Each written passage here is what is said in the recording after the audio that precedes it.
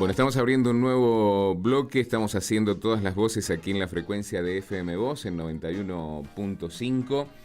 Estamos a 14 minutos de las 9 de la mañana en una jornada muy especial, una jornada que están esperando todos los argentinos desde hace ya mucho tiempo, porque hoy debuta el seleccionado argentino ante Islandia en el marco del Mundial de Fútbol de Rusia. Esto va a suceder a partir de las 10 de la mañana.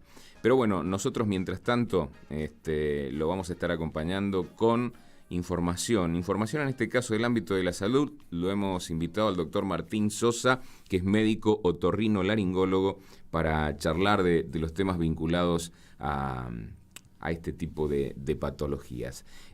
Doctor, ¿cómo le va? Buenos días, muchas gracias por acompañarnos. Buen día, Ariel, buen día a toda la audiencia. Es un placer por ahí compartir algunas inquietudes que por ahí la gente puede llegar a tener, y en este tema importante que a veces nos tiene muy a veces preocupado, como es el vértigo, o algún vértigo, familiar que tengas con vértigo. Bueno, vos sabés que últimamente, y ha sido también un poco una coincidencia, me ha tocado por allí de cerca, a través de algunos amigos, que me comentan que están con vértigo, que les han diagnosticado, bueno, episodios de vértigo, y queríamos conocer, a ver, cuáles son las manifestaciones, cómo es esta patología del vértigo, qué es lo que afecta, y sabemos que está vinculado obviamente por ahí a algunas cuestiones inclusive de oído, ¿no? Exactamente. Mira, bueno, para hacer una diferenciación entre el vértigo y el mareo, que muchas veces la gente tiene esa duda, que si es vértigo o es mareo. El mareo es la falta de estabilidad, que es esa sensación de como que vos te bamboleás. Pero el vértigo es esa sensación que las cosas te giran. O sea, vos te despertás, por ejemplo, a la mañana en tu cama y te crees que toda la habitación exactamente te está girando. Se acompaña de otros síntomas, por ejemplo, la náusea, a veces sensación de vómitos, que a veces se concreta el vómito, zumbidos en el oído, y muchas veces tenés hasta la hipotimia, esa transpiración que vos decís, ¿qué pasa? Me estoy muriendo. Frío, esa sensación de muerte tiene el vértigo. Claro. Mucha gente dice, bueno, personas jóvenes que se despiertan y tienen ese primer episodio que muchas veces no lo pueden relacionar con otras, por ejemplo, alguna intoxicación alimentaria, medicamentosa, o a veces cuando has tomado una copa de más, esa sensación de que muchas veces las personas dicen estoy descompuesto, estoy con vértigo, me mareo, me caigo. Bueno, muchas veces hay que diferenciar entre esas situaciones de intoxicación, como puede ser este caso, o a veces patologías del oído, como es el laberinto, que es el órgano fundamental del oído interno, que nos maneja o nos regula el equilibrio.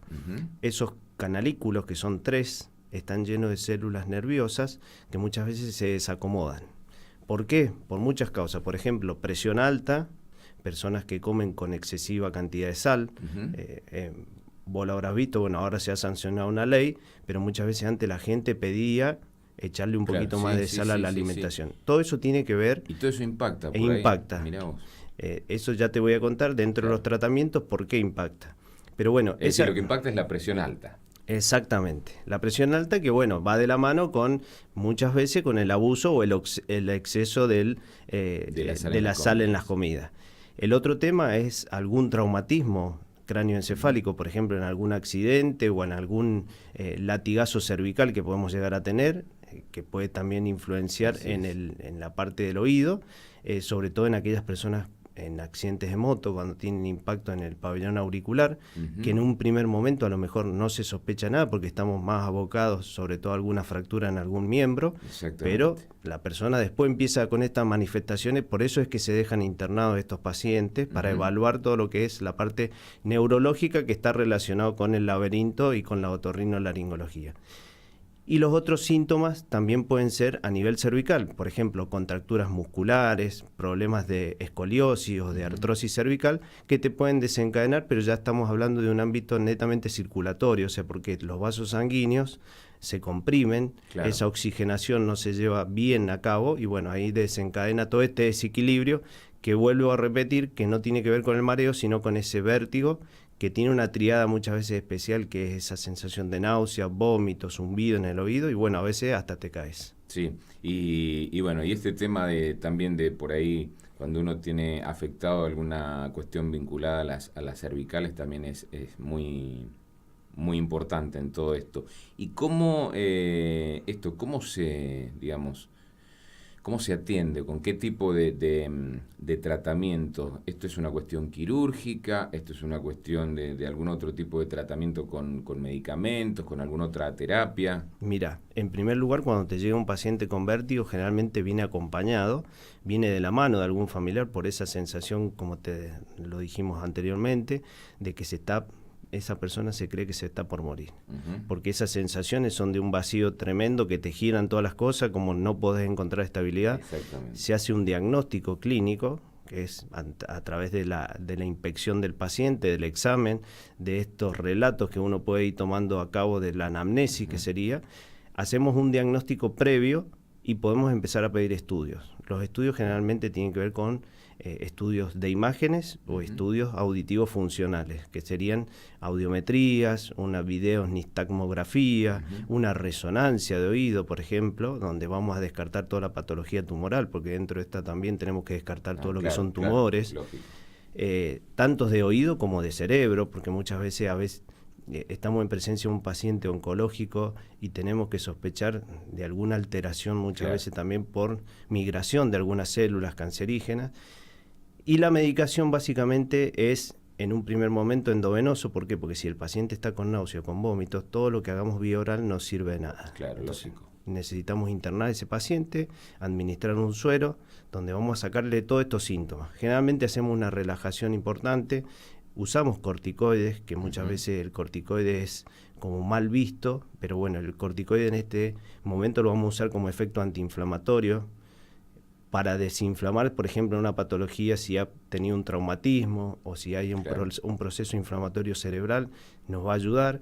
Y muchas veces también usamos algún tipo de diurético en baja dosis. No es para bajar la presión, sino para disminuir esa presión laberíntica que se usa bajo internación. O sea, no es que cualquier diurético vos lo comprás y lo tomás, no. Acuérdense que esto lo hacemos vía endovenosa con bajas dosis. Martín, te consulto. ¿Puede haber también cuestiones relacionadas a la visión en estos episodios de vértigo? Sí, bien la acotación. Vos ves al paciente con vértigo y como que el ojo tiene un movimiento lateral o vertical, que se llama nistagmo, que es un movimiento involuntario. El paciente no lo puede controlar. Es un examen muy minucioso que también a veces lo refiere el paciente como que le late el ojo y se mueve o lateralmente o verticalmente. Eso tiene que ver también con la afectación del laberinto, como decíamos recién.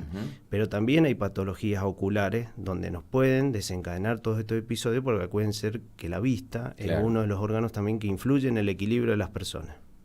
Cuando no está funcionando bien el tema de la vista, por ahí también desencadena este tipo de episodios. Exactamente. Y el otro tema, como bien acotas vos, es todo lo que es tumoral del cerebro, por ejemplo, que sospechamos muchas veces cuando no hay otro síntoma y se desencadena un vértigo agudo sería. Tenemos que descartar esa patología. O sea, no quiere decir que uno que tenga vértigo va a tener un problema tumoral o tiene un tumor, sino que tenemos que descartar, hacer estudios, hacer exámenes.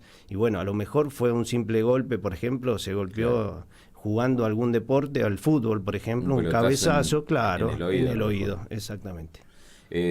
Bueno, y en los tratamientos, mejor dicho, en los pacientes que habitualmente concurren a consultas de este tipo de patologías, ¿cuántas son las asociadas por ahí al oído? ¿Cuántas son o en qué porcentaje es asociado al tema de cervicales? ¿Hay más o menos consultas? Mira, habitualmente si hacemos un porcentaje, yo te diría que el 50% están relacionados al oído. Del otro 50%, un 30% están relacionados a la columna cervical, un 20% a problemas neurológicos y el 10% siguiente es por problemas oculares. O sea que la consulta mayormente es relacionada al oído.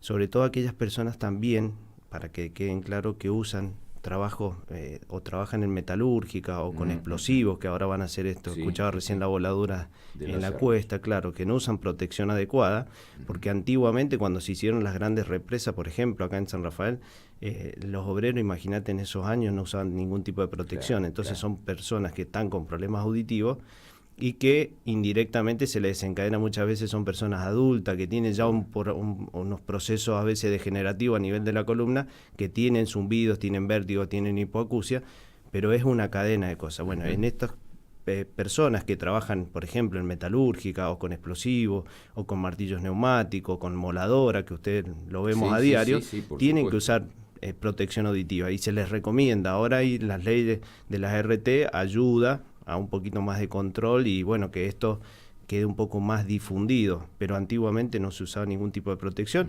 La recomendación actual es que usen protección no solamente auditiva sino ocular, para evitar cualquier otra complicación, porque acordate que, bueno, como decíamos recién, el ojo y el oído tienen relación con el vértigo. Te hago una consulta puntual, no está referida por allí al tema vértigo, pero sí a los problemas de oído. ¿Se incrementan los problemas auditivos, digamos, en las personas más jóvenes últimamente? Sí, totalmente. Porque uno los ve con los auriculares a los chicos todo el tiempo y a veces el sonido de los auriculares se advierte, digamos, que lo llevan altísimo. Exactamente. Vos fíjate que los aparatos o los dispositivos actuales, modernos, cuando llega a un cierto volumen te hace como una alerta. Por ejemplo, en los teléfonos te dice está por exceder el nivel aceptable, que generalmente como decibeles. Claro, cuando yo digo, por ejemplo, si es del 0 o del 1 al 10, tenés que usarlo a la mitad, en 5. Ya el resto es ya un riesgo es que peligro, exactamente. Peligroso. Y el otro tema es la exposición, como te decía, vos vas a los boliches o cuando salen a alguna fiesta y se creen que la música mientras más fuerte, más linda o se escucha mejor y bueno, trae a veces los vehículos últimamente, los que hacen los tuning, esto que también... que le ponen parlantes por todos lados y explotan los vehículos. Indudablemente vos vas a tener una generación, yo siempre digo que cada vez vamos a tener más trabajo en personas jóvenes. ¿Por qué? Porque estos chicos no toman la dimensión de los problemas que trae el futuro. O sea, por ejemplo, una fábrica que va a ser un preocupacional, te pide una audiometría y ya vos tenés a los 20 años una disminución auditiva y la empresa no te va a tomar, porque fíjate vos que ya vas a tener un problema antes de empezar a trabajar. Seguro. Y más sobre todo en una empresa o en una fábrica donde vas a trabajar con ruidos.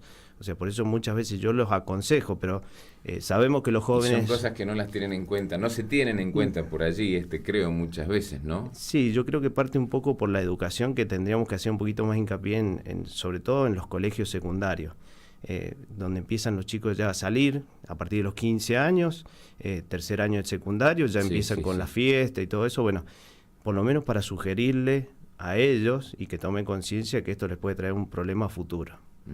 Y en ese caso, por allí, cuando llegan las consultas, ¿qué es lo que se advierte? ¿Una pérdida por ahí de la capacidad auditiva ya en una edad temprana? Sí, generalmente hacemos una audiometría, que es un estudio básico, donde vamos a advertir que ya hay un problema o una disminución en una de las frecuencias, que es la frecuencia 4000, para que lo vean. Nosotros en la audiometría se toman frecuencias y se toman decibeles. Bueno, en la frecuencia 4000 del audiograma tenemos una disminución notable que sería como un trauma acústico que le decimos nosotros.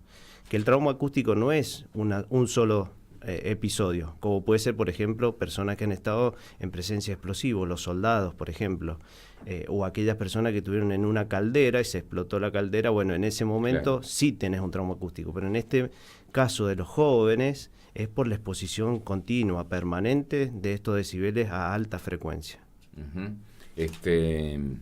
Y esto es todo un tema, ¿no? Porque también es como que la misma vorágine de las ciudades muchas veces avanza en este tipo de contaminaciones, ¿no? Auditivas, porque empezamos con las obras y rompen acá y están con los martillos neumáticos en una esquina, con las topadoras en otro, y son contaminaciones auditivas, ¿no? Sí. Que uno va absorbiendo y me imagino que también esto en algún punto por allí es desencadenante de algún tipo de patologías después. Sí, sin duda. Fíjate que a veces cuando uno va a algún cumpleaños familiar, cuando uno sale de ese ambiente ruidoso, te queda como un zumbido. Sí, absolutamente. Creo que lo hemos podido experimentar todos, que en algún momento hemos andado por los boliches y llegás y tenés ese zumbido que te ese dura. Zumbido es el puntapié inicial de una pérdida auditiva. Eso se llama fatiga auditiva, que sería como que las células se cansaron de hacer el soporte para que no llegue al daño. Bueno, cuando te queda ese zumbido que te dura a lo mejor 24 horas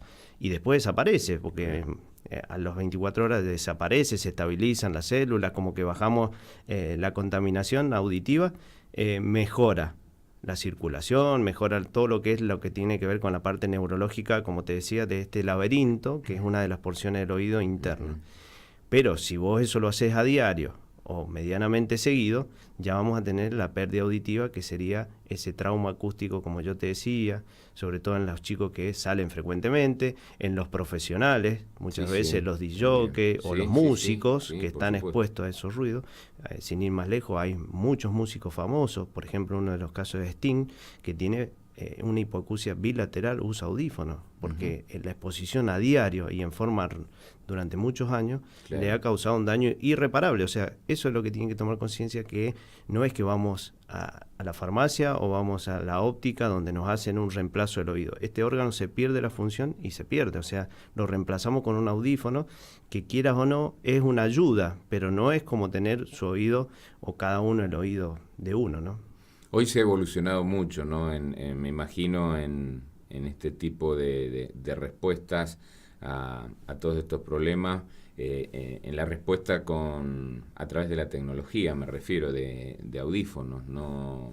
Se va avanzando. Sí, el oído es uno de los órganos donde más se ha avanzado en el tema de prótesis. Como vos bien decís, hay muchas cirugías. Por ejemplo, hay chicos que nacen con problemas auditivos o por alguna patología congénita no tienen audición y se están haciendo todo lo que son los implantes cocleares, que habrán escuchado, y acá en el Hospital Shetakov el doctor Yapur ha hecho algunos implantes con muy buenos resultados, y las otras prótesis, como son los audífonos, hay de muchas calidades, la mayoría son importados, te diría casi el 99%, y bueno, se han ido mejorando en calidad y la precisión que tienen estos audífonos, porque antes la gente se quejaba que tenían mucho zumbido, ese acople que se hacía.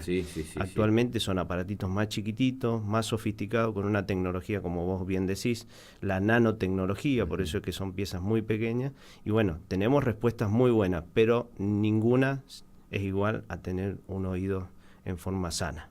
Seguro. Bueno, Martín, te queremos agradecer la visita. Realmente es un tema para seguir charlándolo, porque los problemas que están vinculados al oído sí, son muchos, y lamentablemente, como charlábamos recién, se van sumando, ¿no? Con todos los...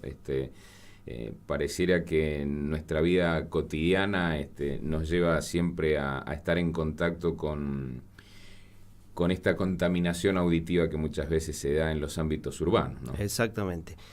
El que no lo tiene es el que vive en el campo, exactamente, que escucha pajaritos nada más. Esas personas generalmente no tienen problemas de casi nada, claro, fíjate, o están un poco desconectados. Ahora tenemos, como vos decís, la tecnología, que pueden tener televisión que antes no tenían, pero viven de otra manera. Y te dejo el último mensaje para los oyentes. El vértigo muchas veces, y en algunos casos, tiene solución, o sea, se cura, y en algunos otros casos se trata durante muchos años. Pero bueno, lo importante es consultar a tiempo, hacer un buen diagnóstico y un tratamiento adecuado para evitar complicaciones a futuro. Muchas gracias. Muchísimas gracias. A la radio. Nos vamos a una pausa para 5 minutos de las 9 de la mañana. Se viene en un ratito nada más el partido de Argentina con Islandia.